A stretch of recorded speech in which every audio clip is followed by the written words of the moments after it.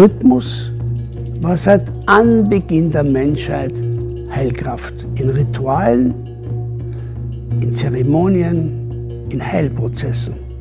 Und jetzt in der Taketina-Rhythmustherapie wird dieses uralte Wissen übersetzt in eine praxisnahe, moderne Methode, mit der ganz tiefe therapeutische Resultate erzielt werden können, egal ob jemand Depressionen hat, einen Burnout oder ein Trauma erlebt hat. Seit mehr als 15 Jahren beweist die Taketina-Rhythmustherapie ihre Wirksamkeit bei der Behandlung von psychosomatischen Problemen.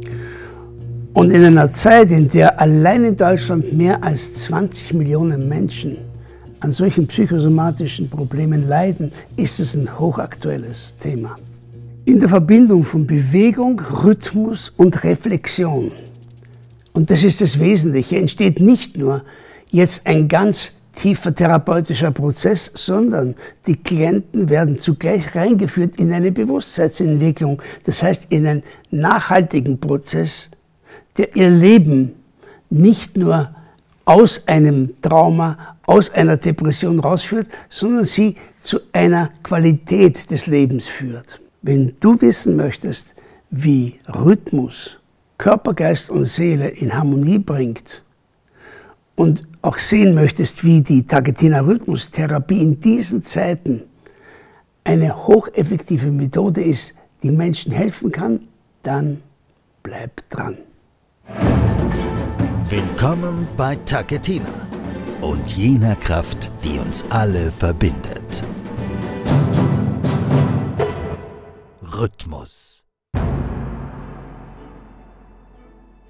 Hi, ich bin Reinhard Flatischler und auf unserem Kanal findest du Wege über Rhythmusübungen zu Gesundheit, Inspiration und Bewusstsein zu gelangen. Und bevor wir weitermachen, vergiss nicht, diesen Kanal zu abonnieren, die Glocke zu aktivieren und, wenn es dir gefällt, ein Like dazulassen. Heute ist mein Gesprächspartner der Mensch, der mit mir gemeinsam Taketina-Rhythmustherapie entwickelt hat.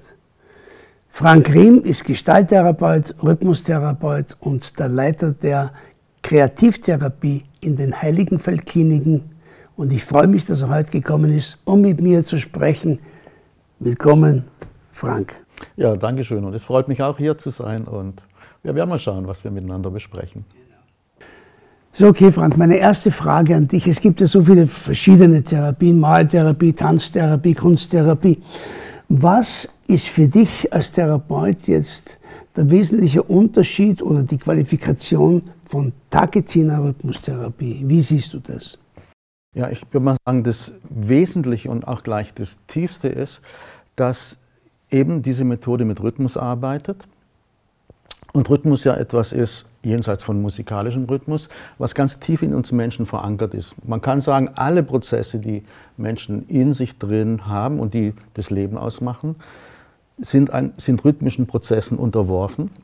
Und das Wesentliche daran ist, dass das ja irgendwas ist, was jenseits von jeder Biografie ist. Das heißt, alles, was Menschen jemals erlebt haben, und wenn es das schwierigste Trauma ist, ist nicht so tief wie das rhythmische Wissen. Und in dem Moment, wo wir das sofort ansprechen können und erstmal das Kognitive rauslassen können, sind wir sofort auf einer ganz tiefen Ebene unter jeder Traumatisierung, unter jeder Schwierigkeit, die jemand irgendwann in seinem Leben erlebt haben kann. Und dann geht der Prozess von unten nach oben über diese tiefe körperliche Ebene, man könnte sagen hauptsächlich Stammhirnebene, geht es über das limbische System, wo mehr die Emotionen und das Soziale liegen, und dann schlussendlich ins Kognitive, ins Mentale, wo wir dann auch erkennen können, was ist denn da jetzt gerade in diesem Set mit mir passiert, was hat es mit meiner Geschichte zu tun und wie ist es zu verändern. Also das Wesentliche ist, es geht von unten nach oben und nicht, wir reden über ein Problem, sind ganz mental und probieren dann irgendwie noch den Körper, das gibt es ja schon auch in der heutigen modernen Therapieszene, probieren da noch den Körper irgendwie dazuzunehmen, sondern nee, radikal von unten nach oben. Also vielleicht soll ich mal sagen, was mich so fasziniert hat, in dem Entwickeln dieser ganzen Therapie mit dir, dass du die Sicht auch hast, Therapie ist jetzt nicht irgendwas, wo ich jemanden repariere sozusagen und das Symptom einfach behebe, sondern es ist eine Bewusstseinsentwicklung. Und das ist natürlich fantastisch, weil insofern ist ja Rhythmustherapie auch ein Thema für jeden gesunden, sozusagen Menschen, der normale Probleme im Leben hat. Ja, ja, es geht um menschliche Entwicklung und man kann ja Krankheit, psychische Krankheit auch anschauen als irgendwie ein Lebensprozess, ein Wachstumsprozess, der in Stoppen geraten ist. Und Therapie als eine Einrichtung, die versucht, diesen gebremsten Prozess wieder in Fluss zu bringen. Und insofern gilt es natürlich nicht nur für jetzt psychisch kranke oder schwerkranke Menschen, sondern kann für jeden natürlich ein gutes, intensives Mittel sein zum Wachstum. Ja. Also wenn wir jetzt über Targetina Rhythmustherapie sprechen, dann haben wir ja gemeinsam etwas entwickelt, wo du Therapiesetting quasi in der verbalen Kommunikation entwickelt hast, die dann in Verbindung kommen mit Targetina. Wenn wir jetzt nur noch bei Targetina erstmal bleiben, dann hast du auch erzählt, dass die Leute eine große Erdung erfahren, was ja für jeden Menschen sehr wichtig ist, aber vor allem für Menschen, die depressiv sind oder so. Kannst du ein bisschen erzählen von diesen Erfahrungen? Ja, das, sagen wir mal, ein weiterer wichtiger Punkt an dieser Targetina-Methode ist die, dass es eigentlich ja sehr simpel und einfach beginnt. Mit der Stimme und dann kommen die Schritte dazu. Und wenn die Schritte dazu kommen, haben wir das Thema Erdung. Wir müssen praktisch gegen die Schwerkraft angehen und erfahren dann Erdung. Nur ist es so, wir haben alles Mögliche ausprobiert, haben Leute mal eine halbe Stunde gehen lassen. Und der Effekt war nicht der, dass die geerdet waren. Und im Nachdenken darüber und im Ausprobieren kam mir drauf, dass es wesentlich ist, dass dieses Gehen im Rhythmus stattfindet, aber dann das Bewusstsein davon weggeht, das sozusagen unten ganz tief absinken kann und immer weitergehen kann und weitergehen kann, während ganz andere Dinge dazukommen. Dann kommt ja das Klatschen, dann kommt das das Nachsingen oder das Rausfallen, das Lachen, was du gerade erzählt hast. Das heißt, die sind gar nicht mehr kognitiv damit beschäftigt, was da unten läuft im Gehen, aber es wirkt ständig wieder auf den Stammhirn, auf das limbische System, kann dann immer wieder auch mal erkannt werden auf so einer Reise. Aber das Wesentliche ist, es läuft unten ab. Und dann berichten die Menschen tatsächlich, dass sie plötzlich das Gefühl haben, sie sind da oder sie sind getragen, was für jemand, der aus dem Leben gefallen ist, schon was ganz Enormes ist. Und ich meine, auch wenn man hinterher nach so einer Targetina-Reise mit den Menschen im Kreis sitzt und einfach nur die Menschen anguckt, sieht man, sie sind plötzlich in einem anderen Zustand da als zu Beginn. Und ein wesentlicher Faktor ist meiner Meinung nach dieses Geerdetsein. Dieses Geerdetsein ja letztendlich dazu führt, ich bin da. Ich bin da in dieser Welt, in diesem Moment, in der Situation. Also das ist ja das Nächste jetzt, was, glaube ich, ein ganz wesentlicher Teil ist, dass Targetina nicht nur im therapeutischen Setting, aber auch im therapeutischen Setting ein Spiegel ist. Das heißt, du kannst Themen auf einmal so dicht erleben, wie du es über das Gespräch natürlich niemals herstellen könntest. Ne? Und welche Erfahrungen hast du mit diesen quasi Spiegel, was für Themen jetzt entstehen, die therapeutischen Themen in Targetina?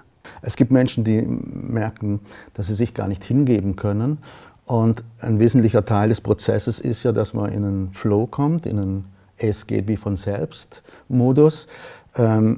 Aber dazu muss ich loslassen können, vertrauen können in mich, in das Leben, in die Gruppe, die da ist.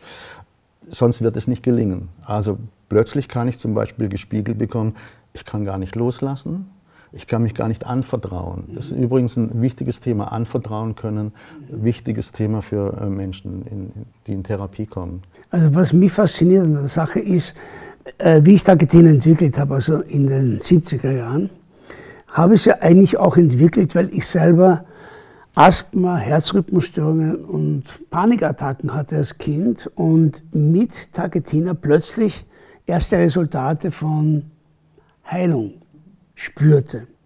Und das heißt, obwohl es ein musikalischer Prozess war, habe ich gemerkt, da ist jetzt irgendwas dahinter, was übers Musikalische weit hinausgeht.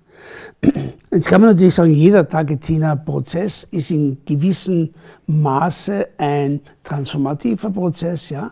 Aber jetzt hast du das mit mir ja weiterentwickelt und dort hatten wir Zeit, ein Setting zu finden, wie man jetzt Taketina-relevante Themen, die da rauskommen, therapeutisch behandeln kann.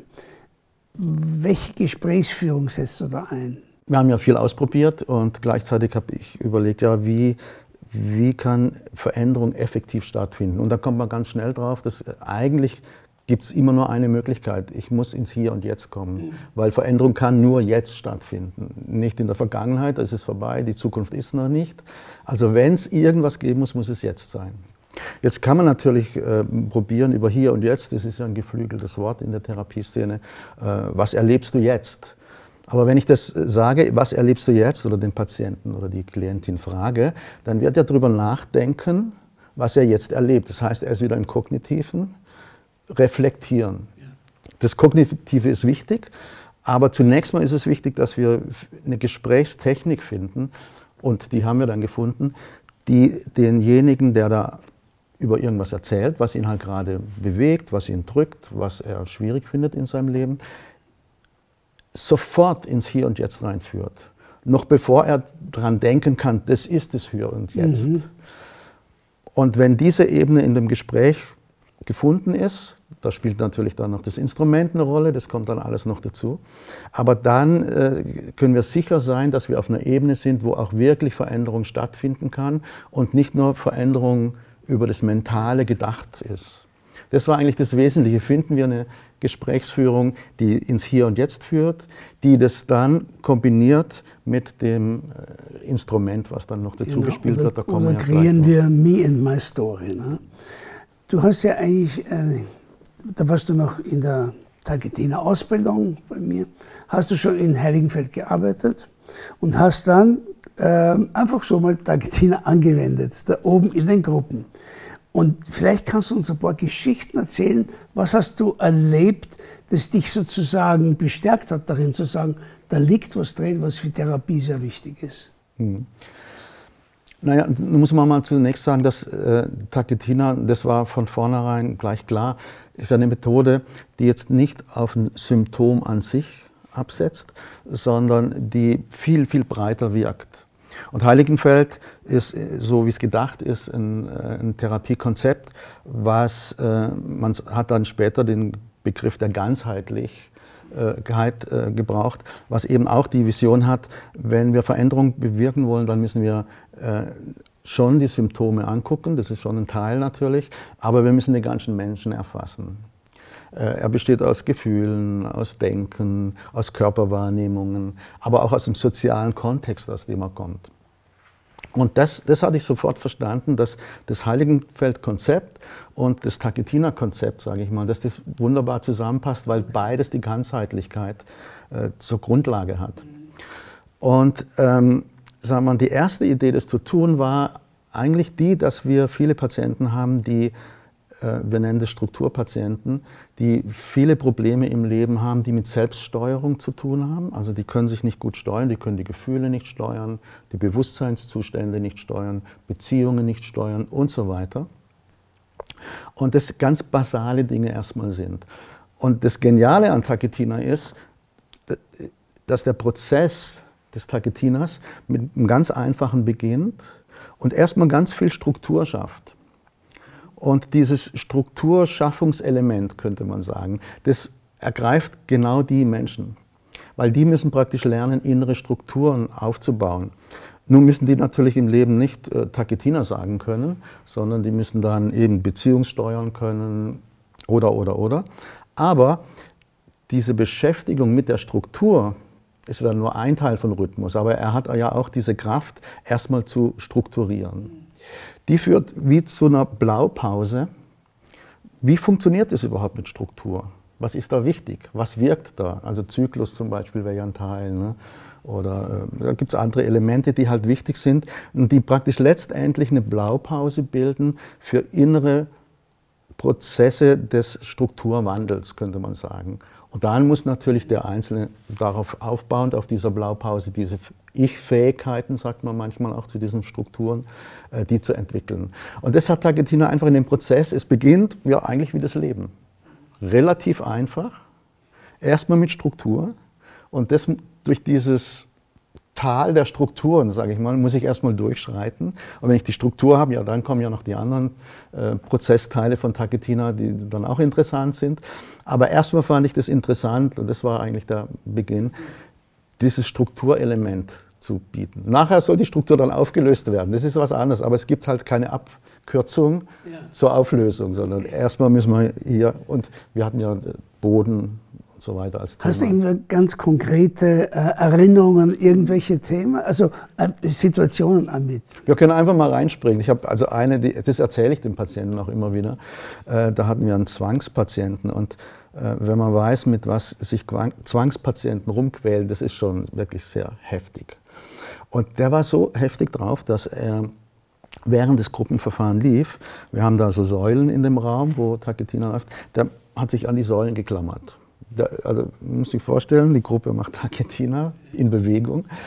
Er klammert sich an die Säulen und hat dann irgendwann angefangen, so ein bisschen mitzusingen, also dieses Core Response mitzumachen. Dann wurde er ein bisschen lockerer, aber es hat sehr lange gedauert und irgendwann, ich weiß nicht mehr in der wievielten Stunde, fing der Typ an, schallend zu lachen.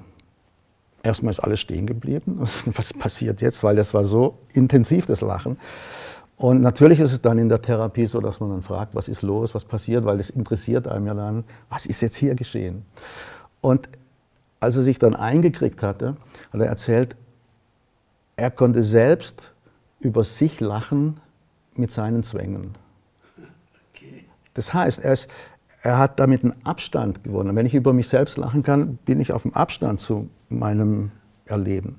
Und natürlich war das jetzt nicht die ganze Therapie, aber das war schon ein Schlüsselpunkt, wo praktisch was gekippt ist in ihm und dann hat er auch die Säule nicht mehr gebraucht. Ja. Okay. Das ist jetzt mal ein ganz einfaches oder ein sehr eindringliches, aber so ein ganz einfaches Beispiel. Ja. Also das Zusammenfassen kann man sagen, aus Taketina kommt einmal Erdung, dann eben das ganz Wichtige, rausfallen können in Sicherheit, daraus so eine Meta-Lustigkeit zu finden. Also ich lache über was, wo ich gar nicht weiß, was ist, warum ist es jetzt lustig, aber ich lache. Und das ist natürlich für depressive Menschen extrem wichtig. Dann ist es, wie gehen solche Patienten mit Vielschichtigkeit um? Also wenn jetzt das Klatschen dazu kommt, was passiert dann? Ja, also im idealen Fall führt das Einführen dieser zweiten Ebene, der Klatschebene, wir haben Schritte, wir haben Klatschen, dazu, dass die kognitive Kontrolle langsam weggeht. Und die kognitive Kontrolle, die das alles verstehen will, die sich selber verstehen will, das ist eigentlich auch ein Teil gleichzeitig, die das Voranschreiten des Prozesses behindert. Und was jetzt dann passiert ist, wenn es gelingt, dass die Patienten immer in dem, was sie halt gerade tun können von den Angeboten, langsam in einen, ja, wir würden sagen, in einen Flow kommen oder in einen Zustand, wo sie das einfach geschehen lassen können, dann passieren zwei Dinge. Das eine ist, erstmal kippt das Bewusstsein in einen leicht veränderten Zustand, weil die Kontrolle weg ist. Ja, man könnte ganz einfach sagen, eben, man kommt in eine Schwingung. Aber dieses Ich komme in eine Schwingung ist schon weg von Ich kontrolliere alles. Und zweitens passiert was total Interessantes und das weiß man heute aus der Gehirnforschung. Wir können ein altes Verhalten nicht löschen. Lange Zeit dachte man, man kann Verhalten löschen. Und man weiß einfach, die Erfahrungen, die gemacht worden sind, die sind einfach da, die sind abgelegt.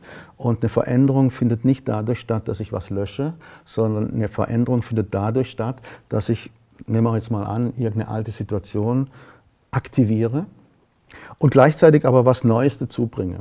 Das letztendlich ist das, was Veränderung bewirkt. Wir haben ja jetzt Rhythmus auch reingenommen in das therapeutische Gespräch, was ja ziemlich viel verändert hat im therapeutischen Gespräch, und zwar indem beide Rasseln spielen. Und vielleicht erzählst du mal deine Erfahrung mit Rasseln-Gesprächen, weil du hast ja schon sehr, sehr viele auch geführt.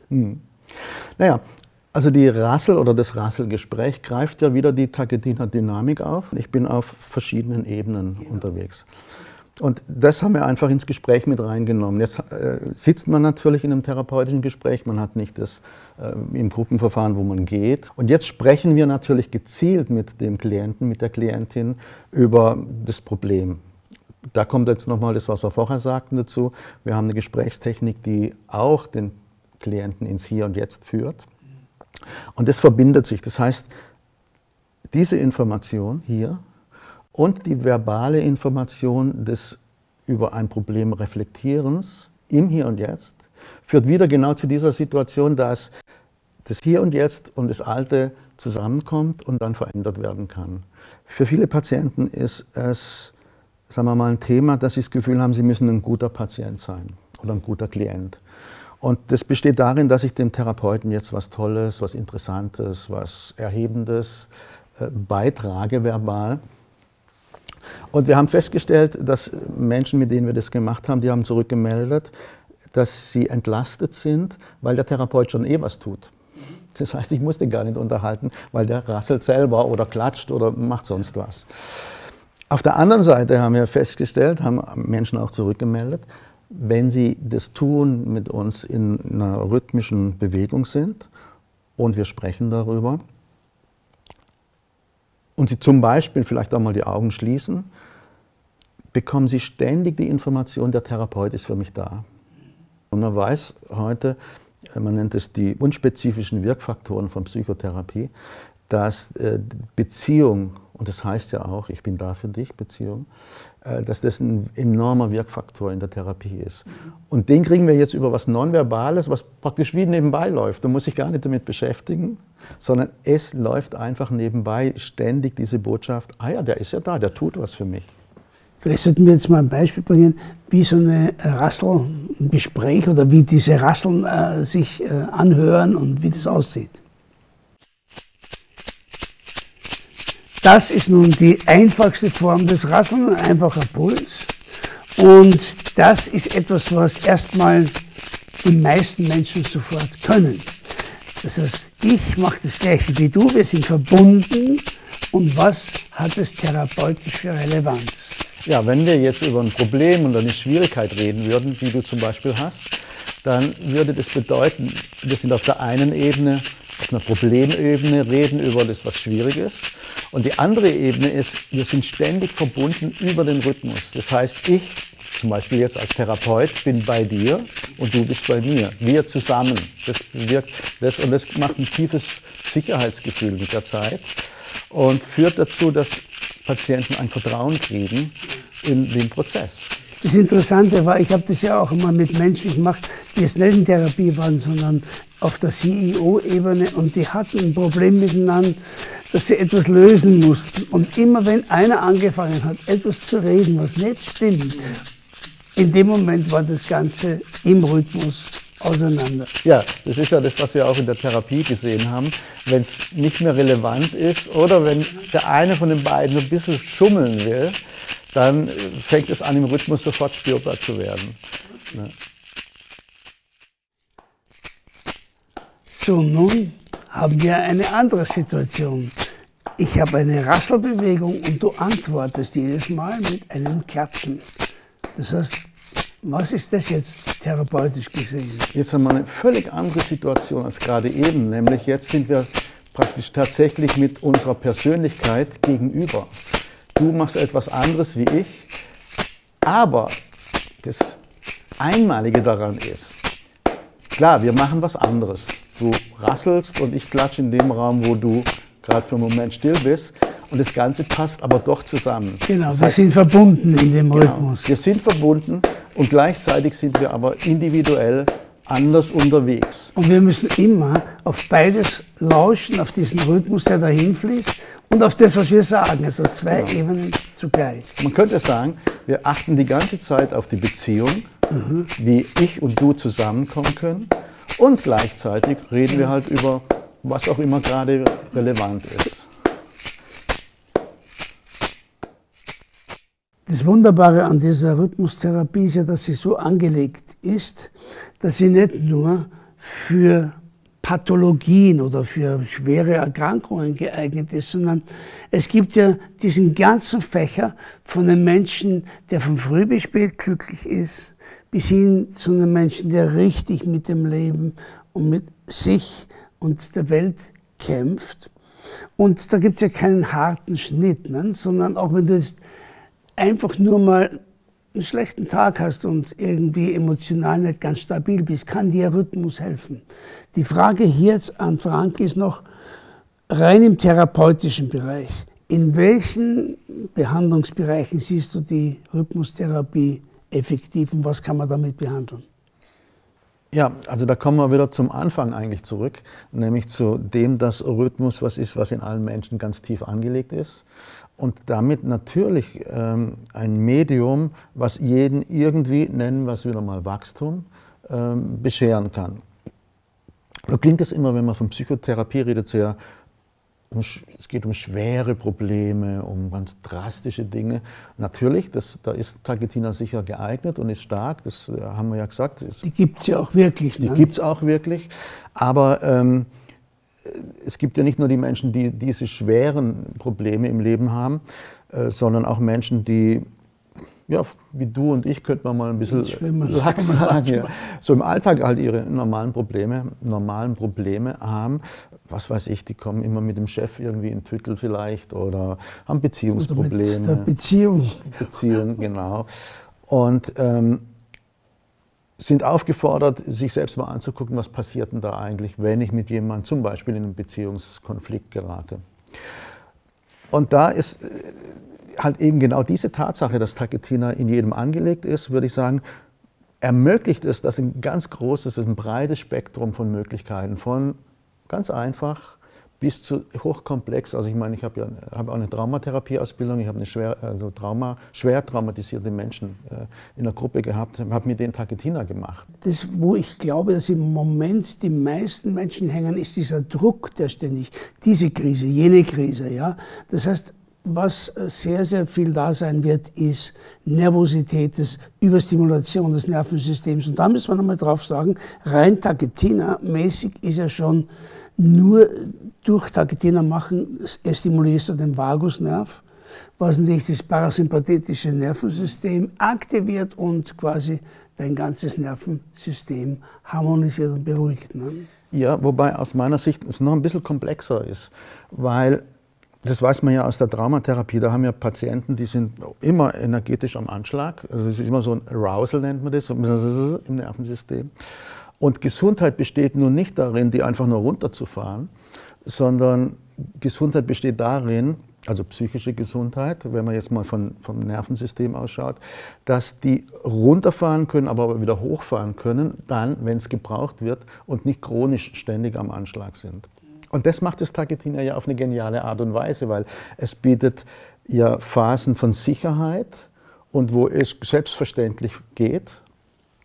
Und dann gibt es ja hauptsächlich über Calls, ja, Phasen, wo der Mensch in einen Anspruch kommt und wo natürlicherweise der Sympathikus mehr aktiv wird, weil jetzt wird es aktiviert und dann wieder die Entspannung eintritt, der Parasympathikus kommt und durch dieses Wechseln hin und her lernt das Nervensystem hochzufahren, runterzufahren und aus eingefrorenen Zuständen auch langsam mehr wieder in eine Flexibilität zu gelangen. Und letztendlich, es war vor vielen Jahren, war ja in der Therapieszene Resilienz der Begriff. Ja.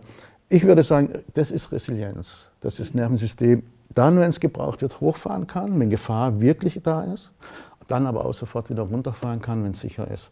Jetzt ist es natürlich so, dass vielleicht einige von euch neugierig geworden sind und sagen, na gut, interessiert mich, aber wie werde ich nun zum Taketina Rhythmustherapeut? Da gibt es gute Nachrichten, weil im nächsten Jahr beginnen wir das nächste Training gemeinsam.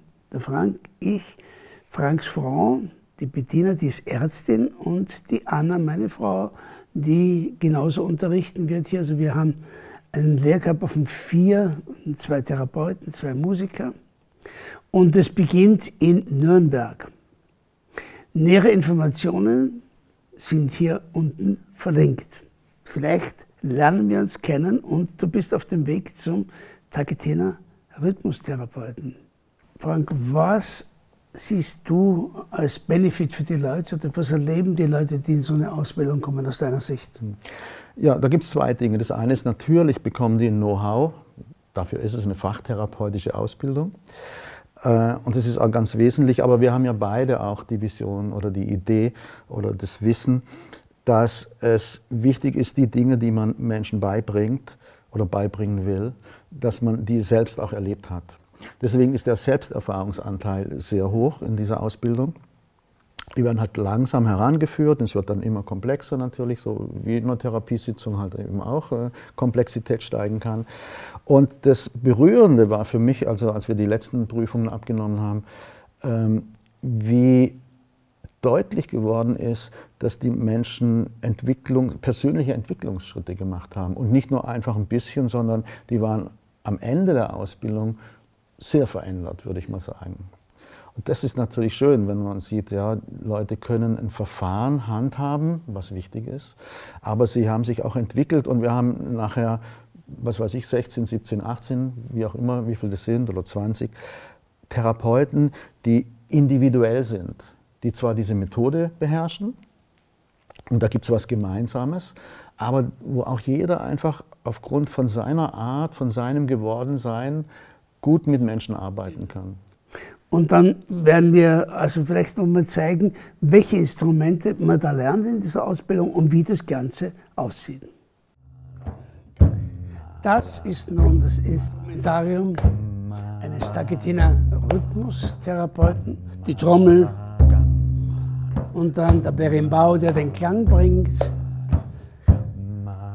Das, was du jetzt hörst, dafür hat der Therapeut lange Zeit gehabt, das aufzubauen. Oder er könnte auch ganz einfach arbeiten. Aber hier angelangt, können wir auch in einen Call-Response gehen. Gammala, gammala, hey, gammala, gammala, galalin, galalay, galalay, hey, galalay, galalay, galalay, parayere gangu bamba, didim parayere gangu bamba, alerim parayete gangu bamba, didim parayere gangu bamba. Solltest du noch nie Taketina erlebt haben, dann wirst du dich spätestens zu diesem Zeitpunkt fragen, wie schaut Taketina aus, wie klingt es und wie wirkt es? Und so kannst du jetzt sehen, wie ein Kreis von Menschen miteinander Taketina macht.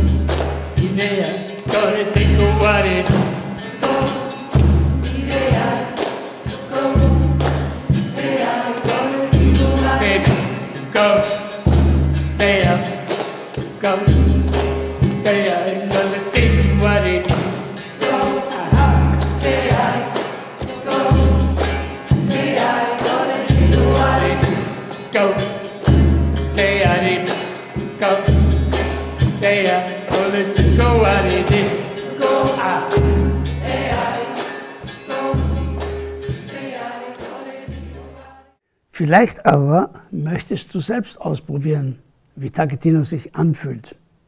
Und wenn das der Fall ist, dann melde dich zu dem kostenlosen Beginnerkurs an, der hier unten verlinkt ist. Frank, vielen Dank für dieses aufschlussreiche Gespräch. Es wird immer wieder was Neues dabei, für mich auch. Schön, dass du heute da warst. Ein letztes Wort von dir. Ja, Reinhard, es war einfach wieder mal eine Freude, mit dir über Rhythmus, Taketina und Rhythmustherapie zu sprechen. Und ich habe schon gemerkt im Gespräch, wie ich mich auf die neue Ausbildung, die 2025 beginnt, ja, wie ich mich darauf freue und wie wir die Menschen da durch die Prozesse leiten werden und wie es weiter auch entwickelt wird. Wir sind ja auch ständig irgendwie Menschen, die gerne das aktuell halten und weiterentwickeln wollen. Und das ist eine große Freude, jetzt schon zu wissen, in ein paar Monaten geht es wieder los. Vielen Dank und vielleicht bist du ja ein Teil dieser Gruppe, die Taketina Rhythmustherapie lernt. Ich hoffe, es hat dir dieser heutige Beitrag gefallen und du bist selbst auf dem Weg, herauszufinden, wo für dich die Heilkraft im Rhythmus steckt. Ich lade dich jedenfalls ein, mach dich auf diesen Weg. Und auf dieser Suche wünsche ich dir sehr viel Entdeckungsfreude. Und falls du Fragen hast, die sich aus diesem heutigen Video ergeben haben, dann freuen wir uns, wenn du das unten in den Kommentaren uns schreibst. Bis zum nächsten Mal wünsche ich dir alles Gute und keep on grooving.